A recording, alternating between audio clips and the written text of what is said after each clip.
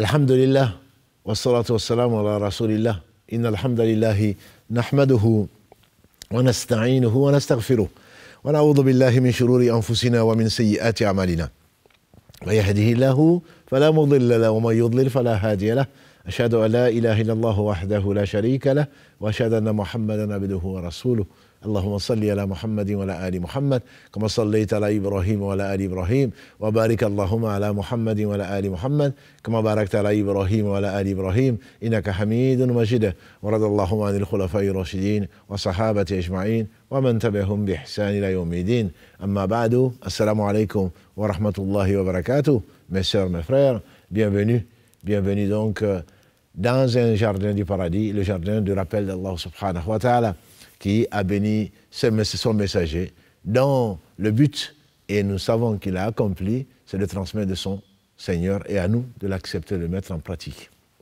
Si on le connaît, si on connaît Allah subhanahu wa ta'ala, on l'aime. En effet, il est le généreux. Que dis-je? Il est le plus généreux. Il n'y a pas autre généreux que lui. Toute générosité passe par lui et toutes ses lois, tous ses ordres, tous ses interdits n'ont été destinés que pour nous aider et nous rapprocher de son paradis. Abu Huraira, qu'Allah l'agresse, celui, le compagnon du prophète sallam, qui, malgré qu'il soit rentré tard dans l'islam, est celui qui a rapporté le plus de hadiths grâce à la mémoire éléphantesque qu'Allah lui a donnée au travers d'une invocation du prophète Mohammed sallallahu alayhi wa sallam. Il rapporte dans ce qui a été consigné dans les deux recueils les plus authentiques de hadiths qui ont été donc conçus par l'imam al-Bukhari et l'imam Muslim, qu'Allah leur fasse tous miséricorde, ces savants de la communauté. Abu Huraira donc rapporte du messager d'Allah sallallahu alayhi wa sallam, lorsque Ramadan arrive, toutes les portes du paradis sont ouvertes et toutes les portes de l'enfer sont fermées et les satans rebelles sont enchaînés. Et dans une autre version qui a été rapportée par l'imam Tirmidhi, l'imam Ibn Majah et Ibn Khuzayma, qu'Allah leur fasse tous miséricorde, ce sont les meilleurs des savants, en tout cas respectés en tant que tels, ceux qui ont consigné les hadiths, les ont mémorisés, les ont vérifiés pour qu'Allah subhanahu wa ta'ala nous permette de profiter aujourd'hui de ce qui a été purifié. Louange à Allah et qu'il bénisse ses hommes. Et donc, ces hadiths, dans ce hadith rapporté par l'imam Tirmidhi et Ibn Majah et également Ibn Khuzayma, c'est à l'arrivée du mois de Ramadan. La première nuit du mois de Ramadan, toutes les portes du paradis sont ouvertes, toutes les portes de l'enfer sont solidement fermées et les satans sont enchaînés et un héros, un mu'adhin, chaque nuit du Ramadan dit « Ô toi chercheur du bien, rapproche-toi, ô toi chercheur du mal, recule ». Et donc ça va dans le même sens pour dire quoi? Que le mois de Ramadan est un mois spécial. Allah l'a béni, inna anzalnahu fi laylatin mubaraka, nous l'avons envoyé dans le Coran dans une nuit qui est bénie, qui est donc une nuit du mois de Ramadan. Et le mois de Ramadan, une fois venu, Allah subhanahu wa ta'ala ouvre les 8 portes du paradis, bien entendu à celui qui croit en lui. Ce n'est pas la peine de se suicider et encore moins penser que quelqu'un qui ne croit pas en Allah, qui ne croit pas au paradis, qui ne croit pas au jour du jour dernier, parce qu'il est mort en Ramadan, va rentrer au paradis. Non, Allah a interdit son paradis à celui qui meurt en lui ayant associé quoi que ce soit. Et donc les portes du paradis sont ouvertes, elles sont de 8. Elles sont de 8 et Allah subhanahu wa ta'ala a voulu également que toutes les portes de l'enfer soient fermées et elles sont de 7. Et donc les satans également sont enchaînés. Alors certains se disent, mais les satans sont enchaînés, pourquoi? Comment se fait-il que les humains dans leur totalité, puisque chacun d'entre nous a son Satan qui a juré à Allah de nous amener tous en enfer, comment se fait-il que les humains tous ne se mettent pas à jeûner, tous n'arrêtent pas de faire du mal? Non, c'est parce que, le disent les savants, quand on dit les satans sont enchaînés, il ne s'agit pas de celui qui nous accompagne, le qarin, qui est notre compagnon. Autrement, il n'y aurait pas de mérite. On serait des anges. Non, notre Satan est actif. Simplement, tous ceux qui l'aident et tous ceux qui sont autour, et notamment, si on veut comprendre ceci, le prophète sallam a dit, retenez vos enfants au coucher du soleil, au Maghreb, parce que c'est l'heure de sortie des Satans. Et une fois le Maghreb passé, vous pouvez les relâcher. Donc, on a des Satans, humains et djinns en particulier, donc des esprits, et qui vont donc se passer le mot et qui vont nous pousser à faire le mal. C'est la raison pour laquelle donc ceux-là sont enchaînés et on se rend tous compte qu'il y a des choses qu'on aimerait faire et qu'on aurait certainement fait si ce n'était pas pendant le mois de Ramadan, en pensant à l'ordre d'Allah subhanahu wa ta'ala qui nous a facilité donc le fait de pouvoir lui obéir. On le sent cette atmosphère, on la sent cette atmosphère et on sait également qu'on a certaines facilités à faire un certain nombre de choses qu'en temps normal, on ne ferait pas. On dirait certaines choses qu'on ne dirait pas, qu'on ne dit pas pendant le mois de Ramadan, etc., etc.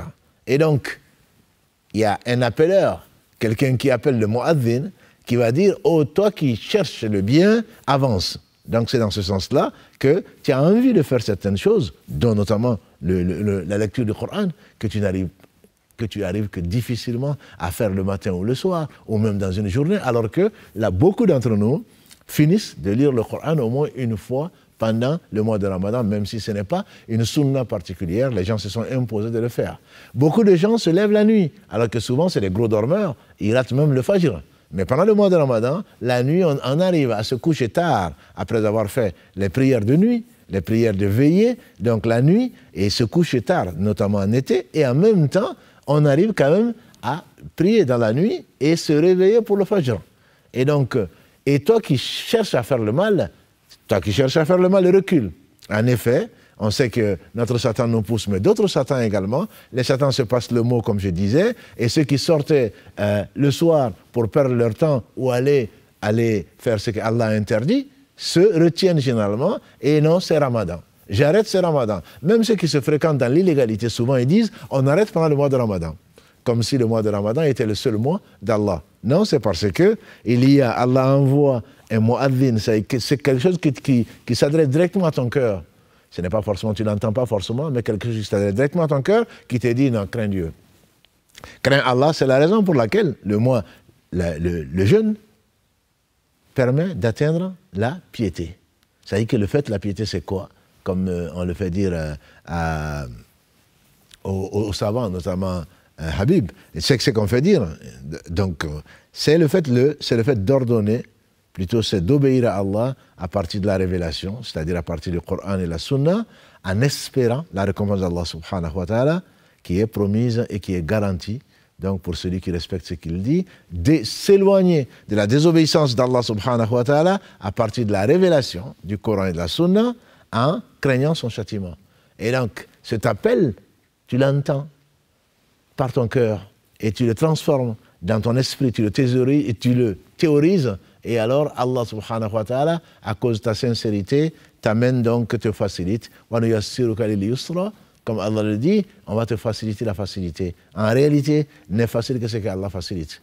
Et pendant le mois de Ramadan, vu les efforts que tu fais, grâce à Allah, la hawla wa la quwwata illa billah, il n'y a de force de mouvement que par Allah subhanahu wa ta'ala, tu te rends compte, et c'est un témoin contre toi au jour du jugement dernier, parce que Allah t'a permis, subhanahu wa ta'ala, de pouvoir faire des choses que tu ne pouvais pas faire.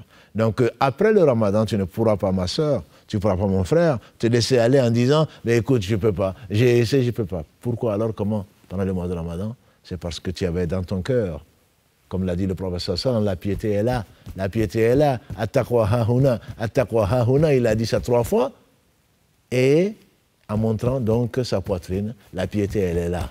C'est parce que tu es moins pieuse, c'est parce que tu es moins pieux que tu te laisses aller et que ton Satan se réveille si jamais il avait dormi, il ne dort pas.